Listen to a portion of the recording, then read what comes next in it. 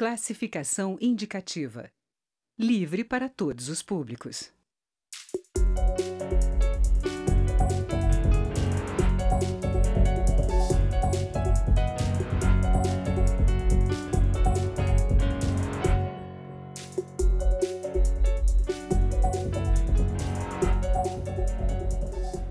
Olá!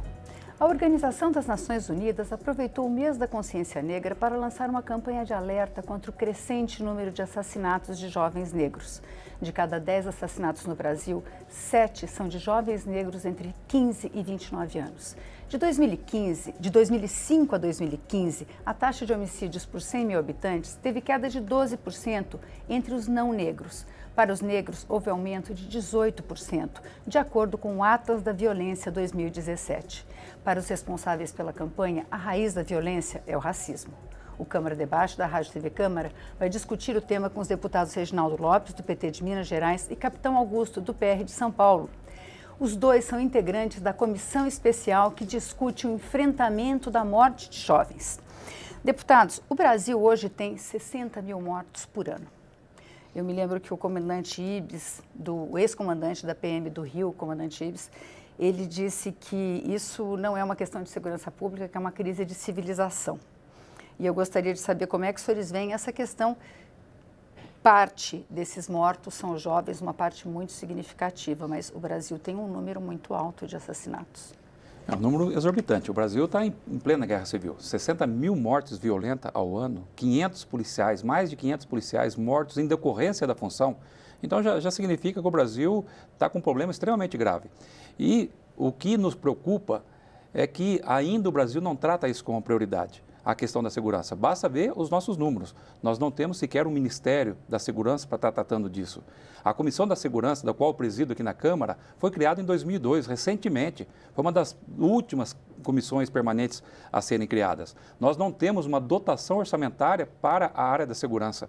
Vejam como que estão a situação dos nossos policiais, civis e militares no Estado, que é o que faz o combate diretamente para a criminalidade. E, logicamente, que a gente sabe que politicamente é mais interessante nós falarmos que a questão número 1, o problema número 1 do Brasil é a questão da saúde e educação.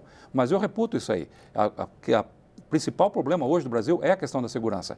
E a própria escala de Glasgow, que fala das necessidades do ser humano, comprova isso. A primeira coisa da pirâmide é a questão da segurança.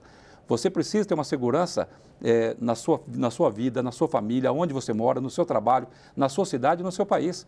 Sem a questão da segurança, você não consegue desenvolver os demais problemas, como a questão da própria saúde e da própria educação. Então, essa questão que nós vimos neste mandato agora, que realmente chamou a atenção. E nós temos várias comissões que tratam desse tema, como esta, que é uma especialidade até do nosso deputado Reginaldo Lopes, que é a questão realmente dessa violência. Mas temos outras nessa casa que também são prioritárias. E pela primeira vez nós estamos vendo, né, serem pautados projetos na área de segurança, na CCJ, que é importantíssimo para nós aqui, no plenário da Câmara, como foi recentemente, na semana da votação de projetos na área de segurança, e também no Senado. E até na nossa Comissão de Segurança, nós batemos o recorde histórico de projetos pautados e aprovados na Comissão de Segurança. Então, pelo menos isso nos acalenta de saber que a questão de segurança está começando a ser tratado como prioridade no Brasil. E é isso que nós esperamos também, através dessa comissão, da nossa contribuição. Deputado, o senhor é presidente dessa comissão que fala de enfrentamento. Como é que o senhor vê essa questão da violência? Primeiro, eu quero dizer que a iniciativa da ONU é positiva. A iniciativa da Anistia Internacional também muito positiva, que é você dar visibilidade ao tema.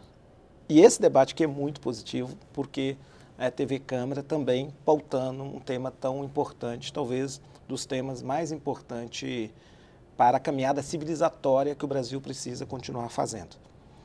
O deputado Capitão Augusto, ele traz aqui um debate e ele inicia falando que o Brasil se encontra em guerra civil. Primeira afirmação é verdadeira, é positiva, e é a mesma afirmação que eu tenho falado nos debates, que o Brasil se encontra em guerra civil pelos números. Em 32 anos, o Brasil matou 3 milhões de pessoas. 3 milhões de pessoas por causas externas. É lógico que a metade para o homicídio e a outra metade para o acidente de trânsito, que na verdade quem morre hoje são jovens, negros e pobres, também, no exercício de motoboy, mototaxista, né, motofrentista, a violência do trânsito. Tudo isso tem algo em comum, ou seja, o Brasil não prioriza a vida. A vida, que é um dom de Deus, o país banalizou. Mas por que o país permanece no silêncio? Por que a grande mídia, como a Rede Globo e as outras grandes mídias, não dá visibilidade? É porque, de uma forma ou de outra, é como a sociedade brasileira tivesse adotado a pena de morte, um pouco pior, com a execução extrajudicial. É o que está ocorrendo no Brasil.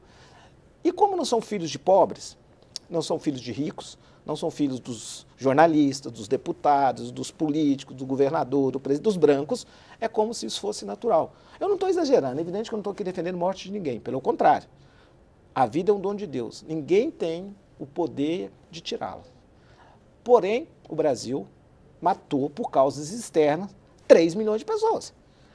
Então, a grande mídia perdeu tempo para divulgar casos fora do país, que geralmente nós somos e ficamos estarrecidos e somos solidários. Igual o caso no Texas, invadiu lá a igreja e matou 26. O tempo que a mídia perdeu, o Brasil matou 1.000 pessoas no país. Mas não tem nada, parece que não está acontecendo nada. Então, evidente que eu falei isso no outro debate, junto com o deputado Capitão Augusto, que eu tinha algumas preocupações em relação à pauta da Semana de Segurança. Ele também. Ele falou, mas nós vamos buscar pauta mais de consenso. Mas, na verdade, eu não sou e nem votei, nem fiz nenhum enfrentamento em relação à pauta que aumenta a questão com olhar punitivo. Mas nós temos que entender que a questão não se resolverá com pauta de aumento numa visão punitiva. O que está errado é a estrutura, na minha opinião. Nós precisamos fazer uma pauta, uma semana na CCJ e no plenário da Câmara, com uma pauta que mexe na questão estrutural. Agora, por que nós não mexemos na questão estrutural? Vamos ser sinceros. É porque uma parte da representação da bancada da segurança, do que eu me incluo, e aqui nós temos convergências, muitas. Né? Para quem está em casa, acha que a bancada de segurança, como petista, não conversa. Mentira, nós somos super amigos e os meus projetos participaram da CPI de extermínio de jovens negros e pobres, aprovamos os projetos por unanimidade, participa da comissão do Plano Nacional de Enfrentamento ao Homicídio, e nós temos um melhor relacionamento. Mas houve um distanciamento na história. Não sei por qual razão, mas distanciamos. E hoje nós não temos um diálogo. E esse diálogo precisa ser retomado de pessoas diferentes, mas que pensam a política pública para além das corporações. O Capitão Augusto é alguém que pensa a política pública, segurança pública, para além das corporações. Mas nós temos que assumir que há uma divisão entre os delegados, a Polícia Civil e a Polícia Militar. Quando a pauta mexe na estrutura, na arquitetura, no modelo de segurança pública, começam os conflitos e nós legislamos, todos nós, em área de confronto, de conforto. Nós precisamos legislar em área de conflito também aqui no Parlamento. A área de conflito é o seguinte, eu defendo muitas mudanças na estrutura da segurança pública que empodera mais a Polícia Militar, em tese, que melhora a eficiência do sistema. Não que empodere a Polícia Militar, mas que é melhor para o Brasil e para o modelo de segurança pública. Mas como também nós queremos enfrentar o Ministério Público, a sua ineficiência, como nós queremos enfrentar a Polícia Técnica e Científica da ineficiência da perícia e como melhorar, como também nós temos de dizer para o Judiciário que o Judiciário não consegue elucidar nenhum crime contra a vida. 3% não é uma taxa ridícula. Então eu costumo dizer o seguinte, nesse debate sobre segurança pública, todos nós somos pecadores, porque é uma questão de responsabilidade de toda a sociedade. E a sociedade tem que participar e compreender. Ontem nós tivemos uma vitória, Capitão Augusto, ele participa da CCJ, nós conseguimos aprovar ontem uma emenda constitucional que constitucionaliza a responsabilidade dos estados, dos municípios e da União, a cada 10 anos, planejar a segurança pública no Brasil. Nós aprovamos dizendo que esse Plano Nacional de Enfrentamento a Homicídios, com as suas metas, é uma obrigação constitucional dos municípios, do Estado e da União. Isso eu acho que ajudará nesse complexo que é esse tema segurança pública. E o senhor, deputado Capitão Augusto, o que o senhor acha disso? Nós temos algumas divergências, né? Essa questão estrutural, o que nós colocamos, digamos, a bancada pejorativamente chamada bancada bala, para nós é uma solução a longo prazo. Então, tem investimento, obviamente, na educação, na geração de empregos, é a política adequada e ideal para nós. Mas isso só vai refletir na segurança a longo prazo. Então, a curto prazo, o que nós temos que fazer é conter essa agressividade que existe no meio marginal. E quando a gente fala da questão do endurecimento, o encarceramento, nós estamos falando de crimes violentos. Nós nunca pregamos a questão de encarceramento de crimes leves, né, pequenos crimes, crime de menor potencial ofensivo. Então, nós precisamos realmente ter a coragem de reconhecer que tem pessoas que não servem para viver em sociedade. Ele é contumaz no cometimento de crimes. 92% dos presos são reincidentes. Então, você vai soltar um estuprador, ele vai voltar a estuprar. Você vai soltar um homicida que é contumaz, ele vai voltar a matar um pai de família. Então, a nossa preocupação, e isso que é a visão que acaba sendo distorcida, nós temos uma preocupação com o cidadão de bem. Enquanto o pessoal tem uma preocupação na recuperação do marginal, acaba vitimizando o marginal, achando que ele está na condição de marginal por culpa do Estado. O Estado não deu condições para ele ser uma pessoa boa. E nós não acreditamos nisso. E nós temos realmente esse foco no cidadão de bem. Então, já que ele não consegue se recuperar, e a intenção é dele se recuperar e não do Estado, o que a gente acaba vendo é que o Estado quer fazer de tudo para recuperar. Então, vamos dar visita íntima, vamos dar progressão da pena, vamos deixar penas mais brandas, tenta fazer de tudo para que ele se recupere. Mas se ele não quiser recuperar, não adianta, quem paga o preço acaba sendo cidadão de bem. Então, por isso que não é uma política de encarceramento que a gente prega, é uma política de preservação do cidadão de bem. Já que aquela pessoa não consegue se recuperar, a única forma é você segregar da sociedade, retirar da sociedade. E é isso que nós pregamos. E a nossa legislação é completamente desatualizada. Quando foi instituído a pena máxima de 30 anos, a expectativa de vida em 1940 era de 54 anos de idade. Então já existia a maioridade penal. Então com 18 anos mais 30 anos, 48 anos, praticamente ele vai sair no término da sua vida. Hoje a expectativa de vida já beira 78 anos de idade. E a pena máxima é de 30. Mas é de 30, mas o cumprimento não chega a 1/3, a 1/6 dessa pena. Então você vê a questão do homicídio, que começa com 6 anos, homicídio doloso, não estou falando de homicídio culposo, que a pessoa mata no trânsito e sequer vai presa. Estou falando de homicídio doloso, ele teve a intenção de matar. Deixa os filhos órfãos, viúva, pais desolados. Esse cara, sendo réu primário, ele tem direito a cumprimento de 1/6 da pena. 6 anos cai para 1 ano. 1 ano sequer ele vai ser preso. Então isso é um estímulo realmente para cometimento de crime, porque gera a sensação de impunidade. Então o que nós pregamos aqui, a curto prazo, é nós modificarmos a legislação e endurecer a legislação penal. É isso que nós estamos pregando. A gente vai fazer um pequeno intervalo e volta com o deputado Reginaldo Lopes. Até daqui a pouco.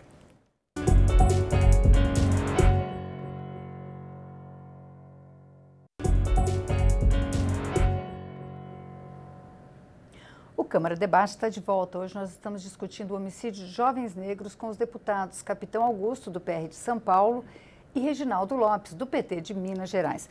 Deputado Reginaldo Lopes, eu sei que o senhor quer responder ao Capitão Augusto, mas eu queria colocar mais uma questão. Quer dizer, a gente tem, o Atlas da Violência de 2017 diz o seguinte: 23,5%, os negros têm 23,5% mais chances de serem assassinados em relação a outras raças e cores, já descontados os efeitos da idade, do sexo, da escolaridade, do estado civil e do bairro de residência. Eu estou perguntando isso porque o senhor falou que não são os filhos dos ricos. Quer dizer, mesmo o negro, que em outra classe social, ele, quer dizer, qual o papel, essa é uma pergunta para os dois, como o deputado vai começar respondendo, porque de alguma forma tem que se enfrentar isso hoje, agora, né? A estrutura talvez demore um pouco mais, né, deputado, para mudar. Sim.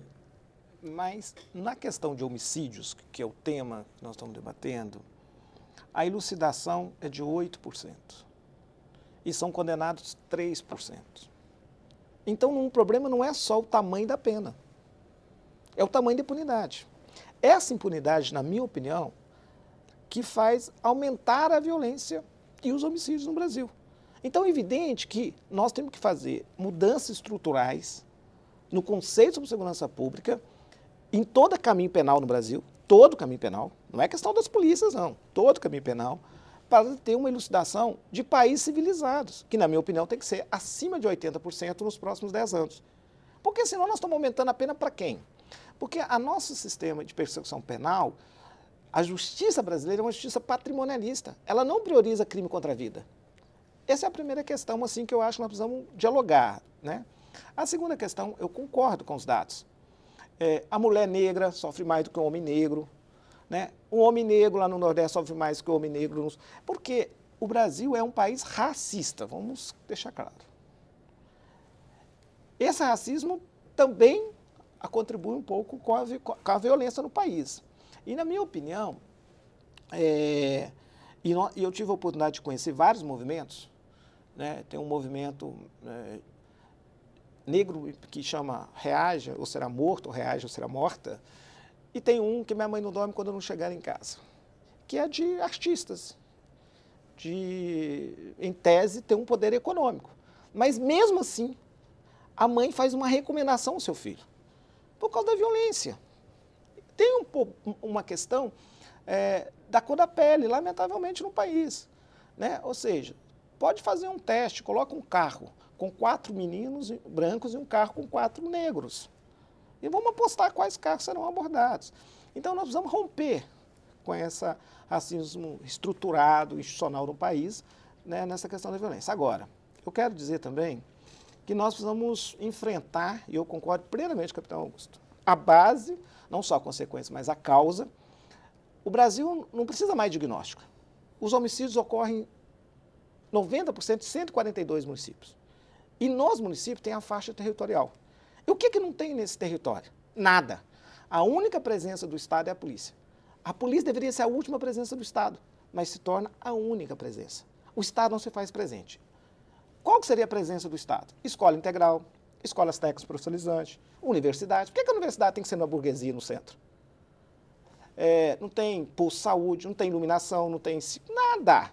Então, é evidente que no Plano Nacional de Redução de Homicídios, que ontem, e nós vamos tentar constitucionalizá-lo, ele propõe 5 macrometas objetivos. E a 5ª macrometa é simples, é um conjunto de políticas de reparação de danos nesses territórios. Não é por falta de diagnóstico, não é por falta de dado, é por falta de vontade política de resolver o problema. Nós estamos falando da 5ª, 6ª maior economia do mundo, que aceita ser o país mais violento do mundo. E vende uma história na sociologia, na filosofia, que nós somos um país gentil, hospitaleiro. Não é, porque é o país que mais mata. Já pensou se não fôssemos? Então, é essa a questão. Então, eu defendo, sim, mudanças de curto, médio e longo prazo. E eu acho também que para alguns crimes não tem saída. Eu sou a favor. Não tem problema da questão da pena. Mas eu acho, por exemplo, também, que quando nós fizemos a lei sobre droga, que despenalizou o usuário, em 2006, eu ajudei, criei uma comissão especial e o presidente Lula sancionou. Naquela época tinha 6% da população presa com envolvimento de droga. Sabe qual que é o percentual hoje? 46%. Se nós despenalizamos definitivamente, por que ele está preso? Indiretamente, 80%. Sabe por que ele está preso?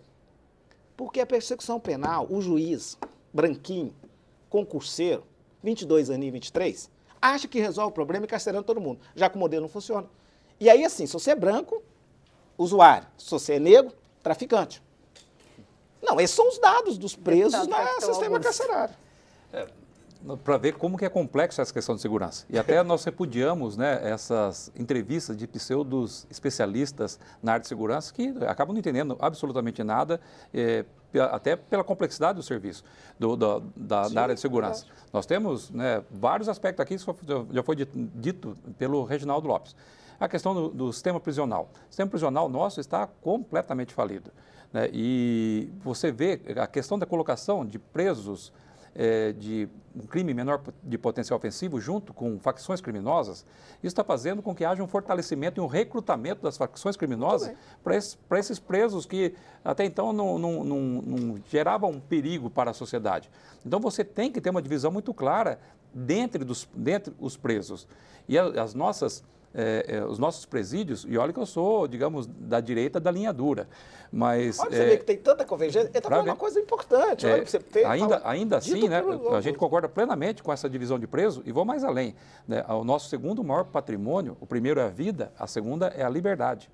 Então, a questão de você retirar a liberdade, e eu sou favorável ao encarceramento, à retirada e à segregação dessas pessoas da sociedade, mas ainda assim ele preso, ele teria todo o direito à sua dignidade.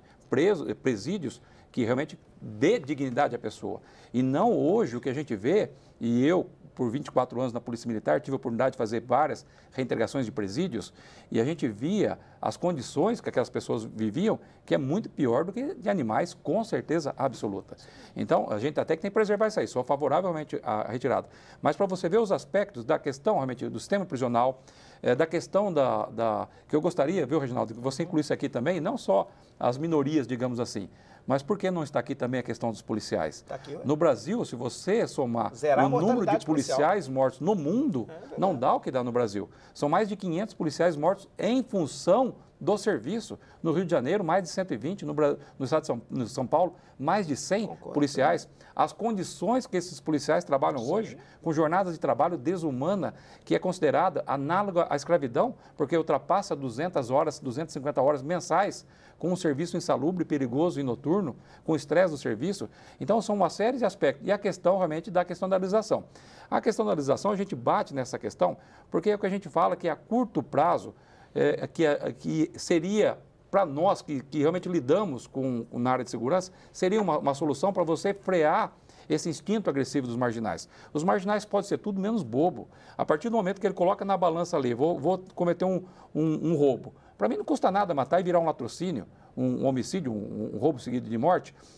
Se ele coloca na balança que aquele latrocínio vai levar ele a 15 anos, no mínimo, de regime fechado, sem direito à visita íntima para ter relação sexual, sem direito a saídas temporárias, que é a tal da jabuticaba, só no Brasil, para ter esses tipos de coisa, sem direito a celular no presídio para estar falando com todo mundo, comandando as facções criminosas dentro do presídio. É óbvio que aquele instinto acaba se refreando, com certeza absoluta. Isso acontece nos países que tinham uma violência muito grande, como vão citar a teoria das janelas quebradas em Nova York, que a violência é muito grande e começaram a endurecer a legislação. Criminalidade zero, né? Você endurecer até os pequenos delitos. E na última questão também, que nesse caso nós também somos divergentes, é a questão da descriminalização do uso de drogas. Nós consideramos sim que o usuário de droga é o que banca o traficante. Ele é o responsável pelo tráfico, ele é o responsável por despenalização. Despenalização. Não criminalização. Na verdade, acabou descriminalizando porque você não tem como mais punir um usuário de droga. E ele que é o grande responsável por sustentar toda essa estrutura do crime organizado. Agora, deputado, eu queria perguntar duas coisas que o deputado Reginaldo falou, acho que passou um pouco, ele falou de duas coisas. Um carro com 4 jovens negros, um carro com 4 jovens brancos, o carro que vai ser abordado. Quando ele fala abordado, ele está se relacionando à polícia. Esse número do Atlas da violência, que os negros têm mais chances de morrer, sejam eles de que classe social. Existe um preconceito também da polícia na abordagem? Por que os negros são mais vítimas? O senhor falou do presídio. Por que a população negra é majoritariamente a que ocupa os presídios? Quase não tem branco nos presídios brasileiros. Então, vamos considerar pelo menos a questão policial. A questão policial, a gente não aborda a pessoa. A gente aborda, e assim está no código, a atitude suspeita. Então, se ele está em atitude suspeita, então você, à noite, em um local ermo, com 4 homens dentro, é óbvio que o policial, vendo que há uma atitude suspeita, até a reação do pessoal, o pessoal tende a abordar. Diferente de você ver um casal, ver mulheres e senhoras, porque nós, a gente chama de tirocínio policial. A gente procura focalizar e abordar aquelas pessoas que podem estar fazendo alguma coisa errada. Então, o cara é de dia, sol, o cara está de blusa, alguma coisa está errada, pode estar escondendo uma arma. Então, é essa atitude suspeita que leva a gente a fazer uma abordagem. Só na cidade de São Paulo são mais de 1 milhão de intervenções policiais de abordagem policial.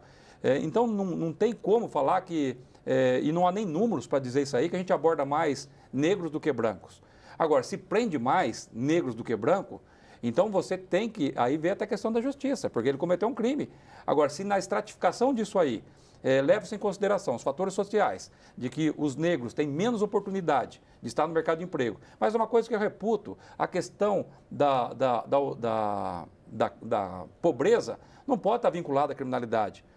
Nós temos na favela 90% de cidadão de bens morando na favela. Então não é a pobreza que vai levar realmente ao crime. E você falar que o negro tem menos oportunidade no mercado de trabalho e ganha menos, eu concordo.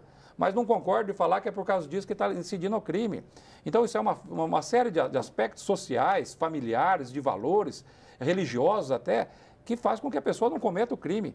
E a polícia, né, ela age, realmente volta a falar. E eu, 24 anos somente trabalhando na polícia, age e atua não de acordo com a cor, mas sim de acordo com a atitude da pessoa, independente de ser branco. Se for 4 caras brancos em um local ermo, com atitude suspeita, a polícia vai abordar da mesma forma. E a questão da violência, apesar de realmente os negros pobres serem as maiores vítimas, né, mas hoje todo mundo é refém.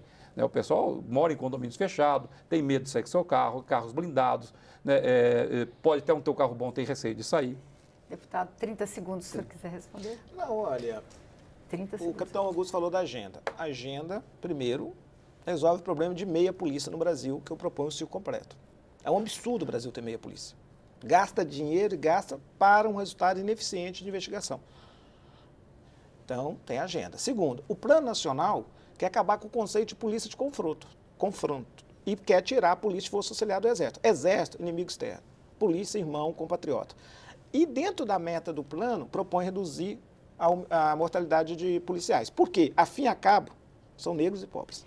Então, nós defendemos, está toda na agenda. Esse número dos jovens negros mortos, não estão separados. O Brasil também é o país que mais mata policiais. Mas o Brasil tem uma alta letalidade policial. Nós não podemos concordar nem com a letalidade e também não podemos concordar com a morte dos policiais. O plano trabalha nas duas vertentes. Compreende, porque o conceito de confronto mata e morre. Então, nós entendemos que temos que fazer uma política contra a letalidade policial e contra a mortalidade. Mas também é justo dizer que o problema das mortes no Brasil, de jovens negros pobres, é responsabilidade da polícia. Não. Nós rompemos a coesão social no país, nós rompemos o pacto da cultura de paz, então nós vamos reconstruir. Essa coisa é muito mais complexa. Eu também não faço essa generalização. Muito obrigada. Esse debate continua na comissão e continua aqui, mas esse programa termina aqui. Você pode rever ou compartilhar este ou outros programas na nossa página ou no YouTube. Obrigada pela audiência e até a próxima.